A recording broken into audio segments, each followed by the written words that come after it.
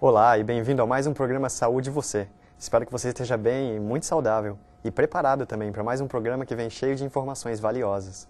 E para falar sobre essas informações, temos uma pessoa muito especial e importante. O nome dele é Dr. César Vasconcelos. Tudo bom, doutor? Tudo bem, Arley. Graças a Deus. Estou bem feliz de estar aqui e agradecido pelo convite da TreeABN através de você para trabalhar para Deus juntos aqui.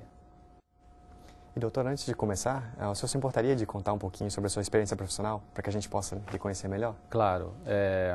Eu sou médico psiquiatra e tenho formação em psicoterapia também. Tenho trabalhado vários anos para o Hospital Adventista Silvestre, no Rio de Janeiro, e para a instituição que está ligada ao Hospital Silvestre, em Nova Friburgo, que é o CAVES, o Centro Adventista de Vida Saudável.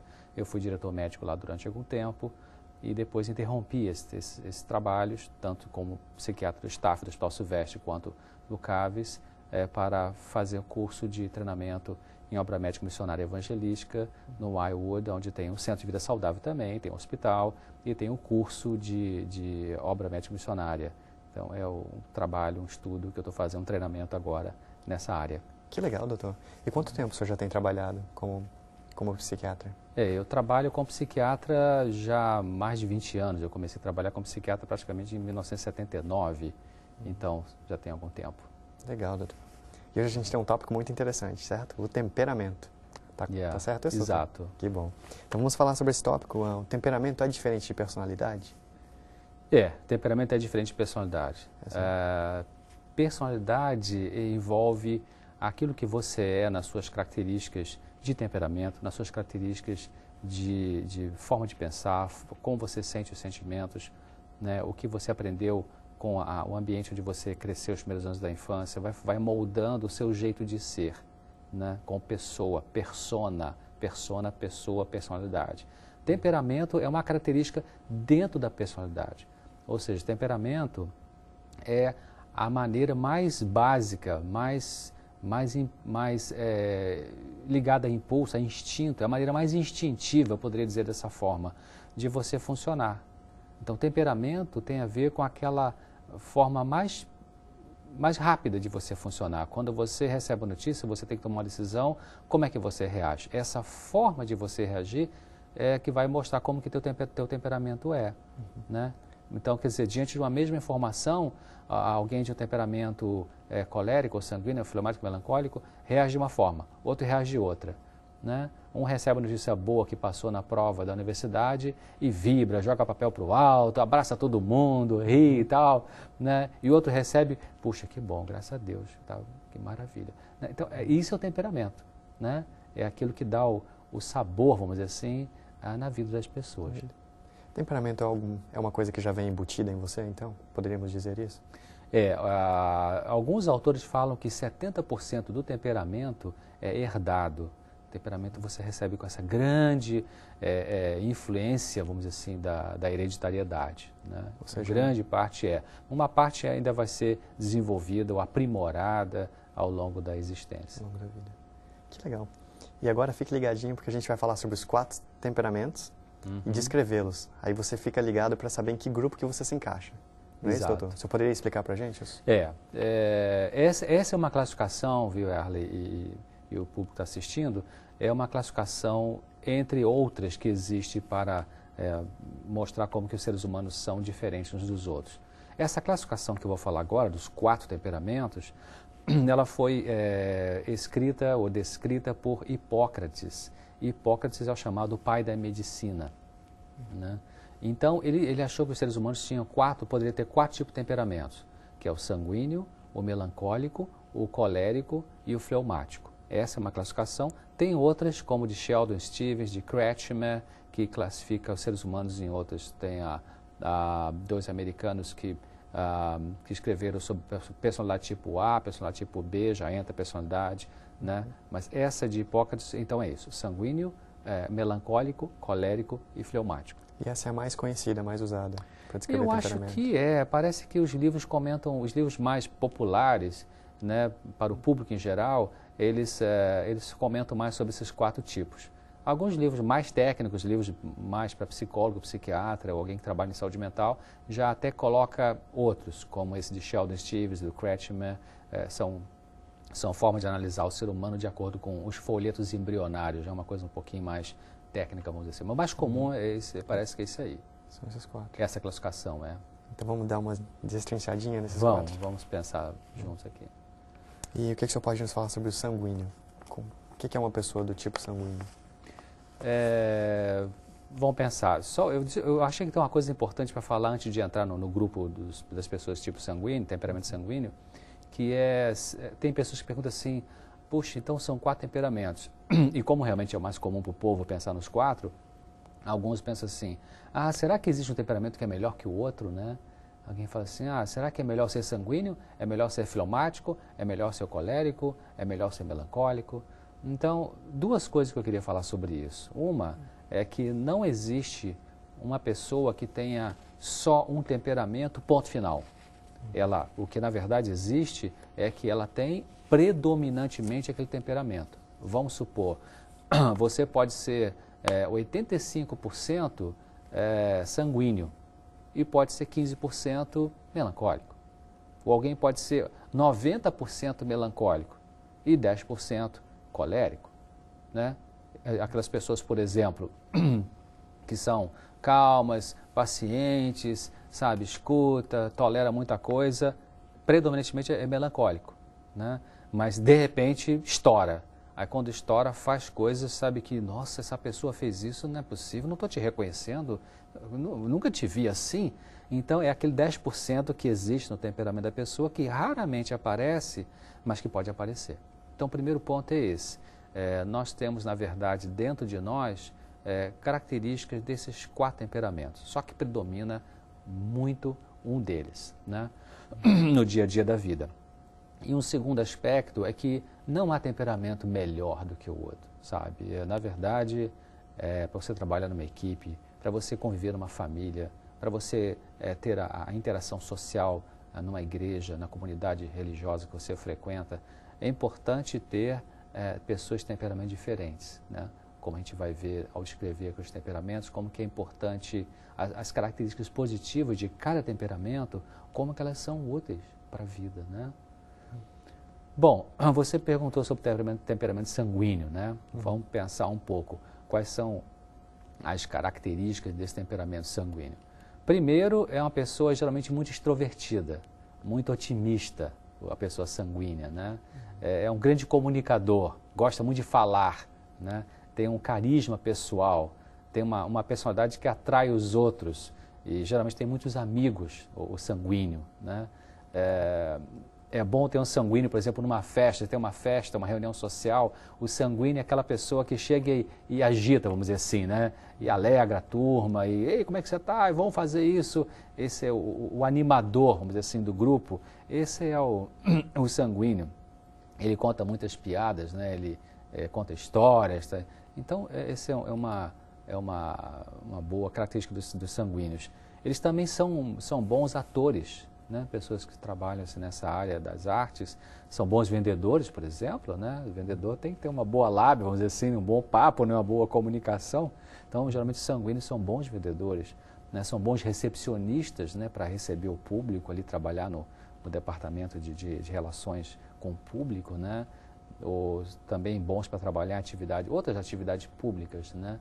Que vai lidar diretamente com a população. Então, essas são, acho que, as principais características da pessoa com temperamento sanguíneo, né?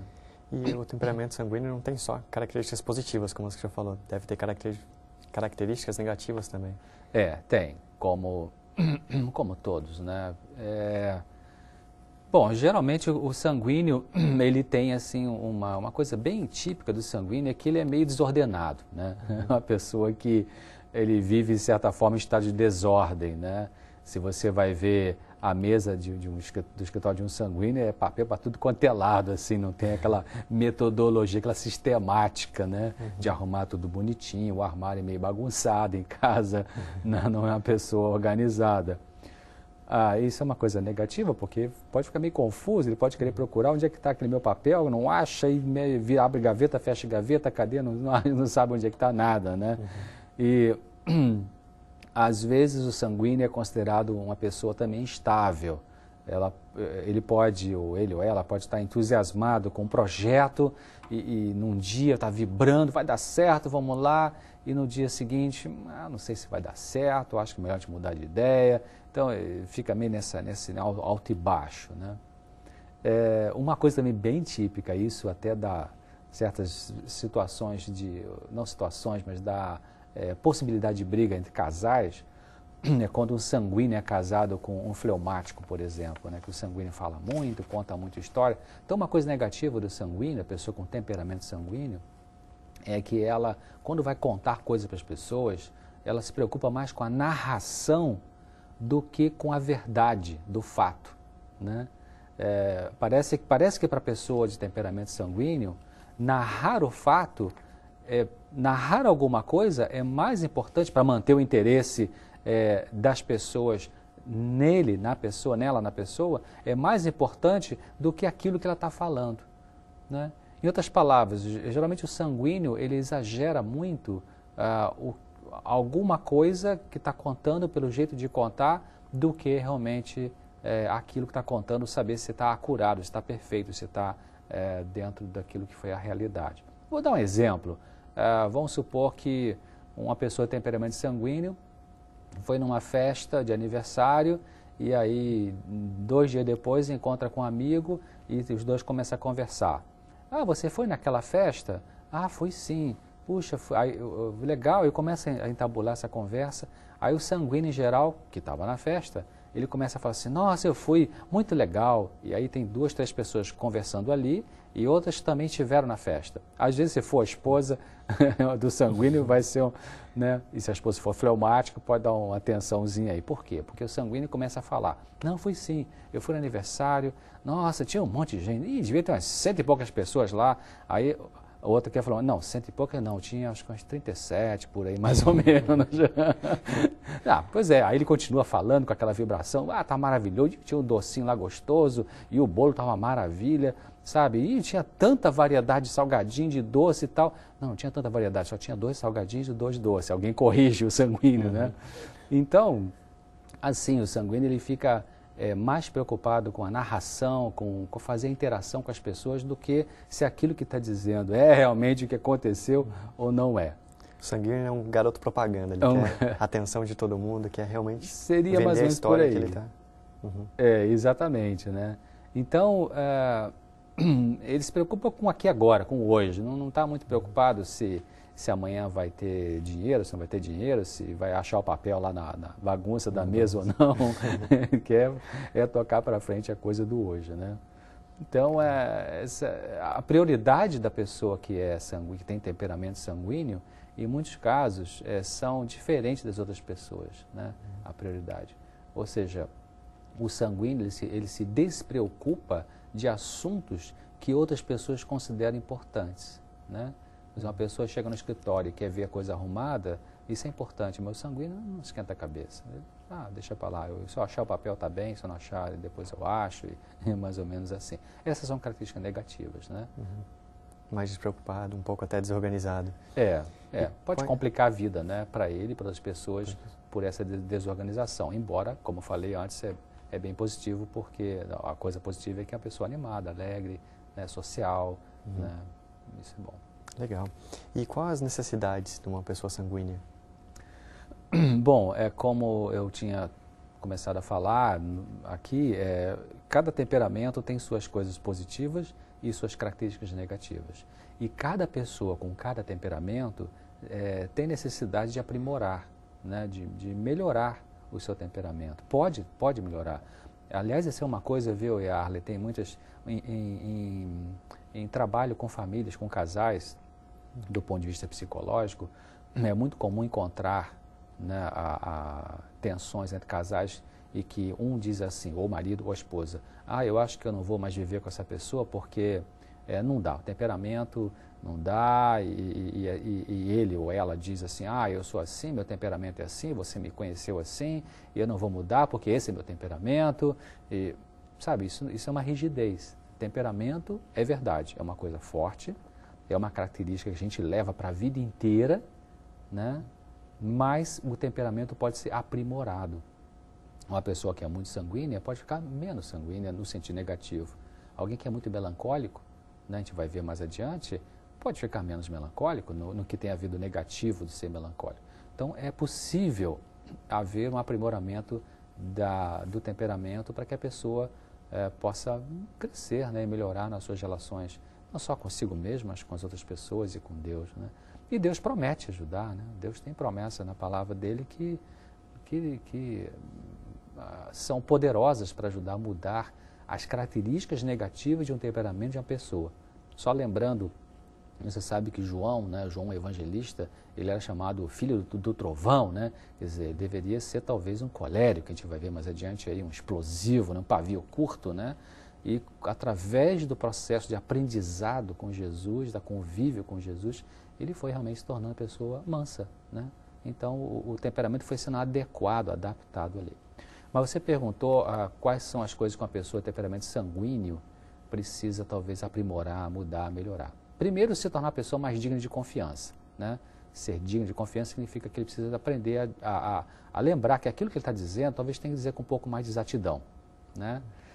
Ser um pouco mais formal. Geralmente o sanguíneo é muito informal, ele meio que invade um pouco a vida das pessoas com a sua sociabilidade, né?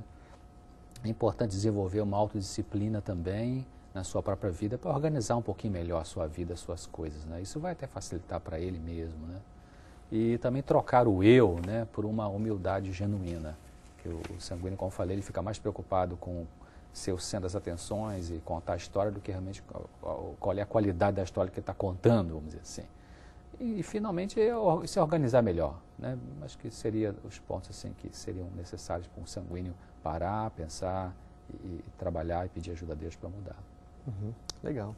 Legal que você tocou nesses pontos. Uhum. E passando ao próximo tipo agora, vamos falar um pouquinho sobre o melancólico. Vamos. Quais são as características do melancólico e as atitudes positivas de um melancólico?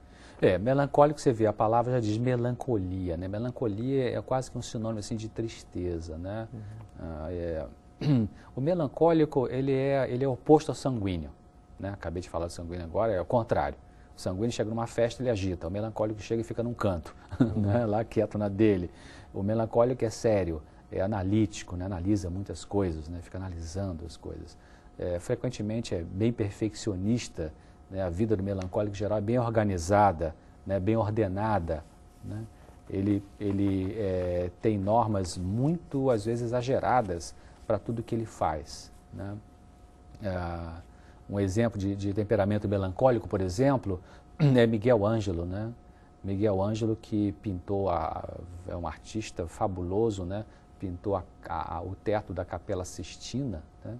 Lá em Roma.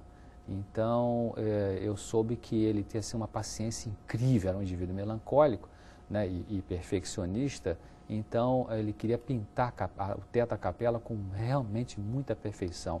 Dizem que ele costumava visitar o necrotério, onde tinha lá os cadáveres, né? As pessoas mortas recentemente. Ele visitava o necrotério para estudar a anatomia dos cadáveres, né? E assim pegar bem como que é a formação de um músculo, né? O contorno do corpo, dos músculos. Ele se concentrava naquilo para pegar exatamente como ele poderia pintar, né, cada osso, formação óssea, o corpo externamente. Então ele planejou, diz que ele gastou meses fazendo desenhos assim minuciosos, né, antes de botar a escada lá, os andaimes e lá pintar o teto da Capela Sistina. Nossa, né? tudo isso em prol da perfeição. Em prol da perfeição. Então, o melancólico ele tem essa característica de analisar bem, pensar, perfeccionista, detalhista, né, algumas coisas, né? Então, Miguel Ângelo é realmente um exemplo assim, de melancólico, a gente pode citar de bem conhecido, né?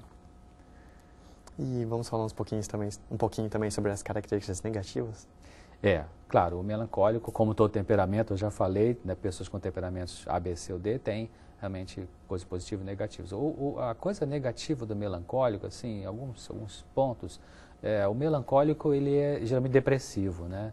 Ele é meio blue, é meio cinzento, assim, ele é meio... sabe aqui, tem um desenho animado que eu não sei o nome, um cartoon, né? Que tem um animalzinho, são dois amiguinhos, Um fala assim, vamos lá, vamos viajar para aquele lugar. Aí aquele que é o melancólico fala assim, ah, não vai dar certo, não vai dar certo. Ó dia, ó vida, ó mês, não vai dar certo. Eu não lembro qual é, mas esse é o melancólico, ele é meio depressivo, né? Ele sofre com um sentimento de culpa, né? Não sei de onde vem tanta culpa, né? Mas vem. E pensamentos negativos, não, acho que não vai dar certo, acho que não vai ficar tão bom. Daí que ele vira perfeccionista, ele quer procurar a perfeição porque acha que não vai dar certo, que não vai ficar bom. Também uma coisa negativa na pessoa melancólica é que a pessoa é muito crítica, né? Muito crítica mesmo, que analisa muito crítico dos outros, vê com facilidade o defeito das pessoas e então critica internamente. Também o melancólico tem uma autoimagem negativa, né? Se vê mal. Né? Não sou legal, não estou bem. Né? Essa tendência de se ver negativamente. O melancólico tem uma espécie de um egocentrismo também ruim. Ele tem pensamentos muito voltados para si mesmo. Né? Isso é uma outra característica negativa. E uma outra é que ele suspeita muito dos motivos e das intenções das pessoas. Né? O melancólico tem, é muito comum o melancólico pensar assim, recebi um convite para ir num certo lugar que alguém me fez. O que essa pessoa está me convidando, né? O que será que está por trás, sabe? É ter essa cisma, vamos dizer assim, né? Então, são as coisas assim, negativas do melancólico. Legal. E quais as coisas que uma pessoa do temperamento melancólico mais necessita? Bom, primeiro de tudo, pelo fato de que é uma pessoa que tem assim, um espírito crítico muito apurado, né? Como eu disse, assim, um analisador dos outros, assim, bastante...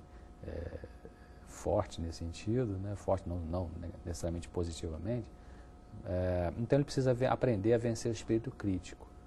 Né? Muitas vezes o melancólico, ele tem a crítica, quando eu falo que o melancólico tem tendência, a pessoa com temperamento melancólico tem tendência a ser crítico, não é que ele fica criticando as pessoas, entende? Assim, ei, você é feia, você está...